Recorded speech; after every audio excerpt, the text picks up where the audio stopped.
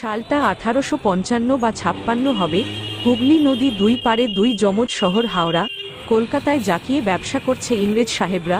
গড়ে উঠছে নতুন নতুন কারখানা, কিন্তু সমস্যা ওপার এপারে যাতায়াত নিয়ে। একটাই সেতু, পন্টুন ব্রিজ, বড়ই কমজুরি। নিচে নৌকা ভাসছে, তার উপর কাঠের পাটাতন, মাঝ বরাবর 200 ফুট মতন খুলে দেওয়া যায়। অবশ্য সব সময় নয়, স্টিমার বা জাহাজ এলে তখন এই ব্যবস্থা। 1871 সাল বাংলার ছোটলাট George Campbell Howrah bridge act তৈরি করলেন। টোল ট্যাক্স আদায় শুরু হলো। এই টাকা দিয়ে হাওড়া ব্রিজের রক্ষণাবেক্ষণ হবে। তৈরি হলো আরেকটি সংস্থা, ক্যালকাটা পোর্ট ট্রাস্ট, বর্তমান নাম কলকাতা পোর্ট কমিশন, যার তত্ত্বাবধানে তৈরি হবে নতুন ব্রিজ। স্যার ব্র্যাডফোর্ড লেসলিকে নতুন ব্রিজের নকশা আকার ও বানানোর বরাত দেওয়া হলো। স্যার লেসলি ইংল্যান্ডে বসে ব্রিজের একটা অংশ বানান আর জাহাজে করে ভারতে পাঠাতে থাকেন। এখানে সেটা জুড়ে জুড়ে ব্রিজ হতে থাকে। এই ব্রিজ বানাতে খরচ হয়েছিল 22 লাখ টাকা। মোট টোল আদায় হয়েছিল 34 লক্ষ টাকার কিছু বেশি। সময় গড়িয়েছে, ব্যবসা বেড়েছে। 1921 সাল, দ্বিতীয় বিশ্বযুদ্ধ প্রায় শেষ। ব্রিজ খুলে জাহাজ বা স্টিমার যেতে দিলে ব্রিজ বন্ধের ফলে রাস্তায় যানজট।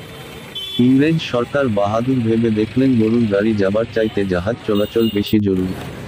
নতুন রকমের ব্রিজের কল্পনা শুরু হলো। দেশ বিদেশ থেকে বহু নামি দামি কোম্পানির থেকে নকশা এলো। ক্যান্টিলিভার ব্রিজের নকশা এলো। স্যার লেসলি ক্যান্টিলিভার ব্রিজের নকশা নাকচ করে দিলেন।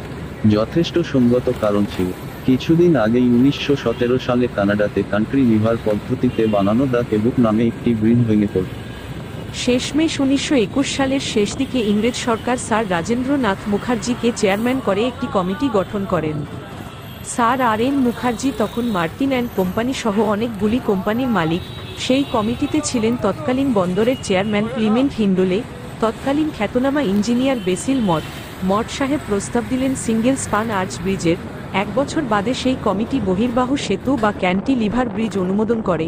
কারণ এই রকম ব্রিজ হলে নিচে দিয়ে স্টিমার জাহাজ চলতে পারবে, আবার উপর দিয়ে গাড়ি ও মানুষ। 1926 সালে পাশ হলো new Howrah bridge act. Tata iron steel কোম্পানির প্রায় 24,000 টন ইস্পাত দিয়ে তৈরি হলো হাওড়া ব্রিজ। ব্রিজের ফেব্রিকেটরের কাজ করেছিল বার্ন কোম্পানি, ব্রিথওয়েট কোম্পানি এবং যেসব কোম্পানি। এটাই বোধহয় প্রথম মেক ইন ইন্ডিয়া। এখন যে স্লোগান নিয়ে আমরা লাফালাফি করি, দীর্ঘ 7 বছর লেগেছিল ব্রিজটি বানাতে। 1943 সালের 3রা ফেব্রুয়ারি ব্রিজটি জনসাধারণের জন্য খুলে দেওয়া হয়। 1965 সালে ব্রিজটির নতুন নাম হয় রবীন্দ্র সেতু।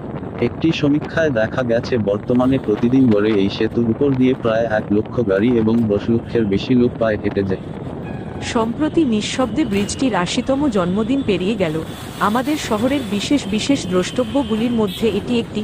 রবীন্দ্র সেতু, কত মিছিল, কত যানবাহন, কত মানুষের যাওয়া আসা এর উপর দিয়ে। আমরা একবারও এর ইতিহাস ভেবে দেখি না। দুই শহরের প্রধান যোগাযোগের সেতুকে আমার কুর্নিশ। ভিডিও ভালো লাগলে চ্যানেলটি সাবস্ক্রাইব করে রাখবেন। ভিডিওতে একটা লাইক দিয়ে ভিডিওটি শেয়ার করে দেবেন।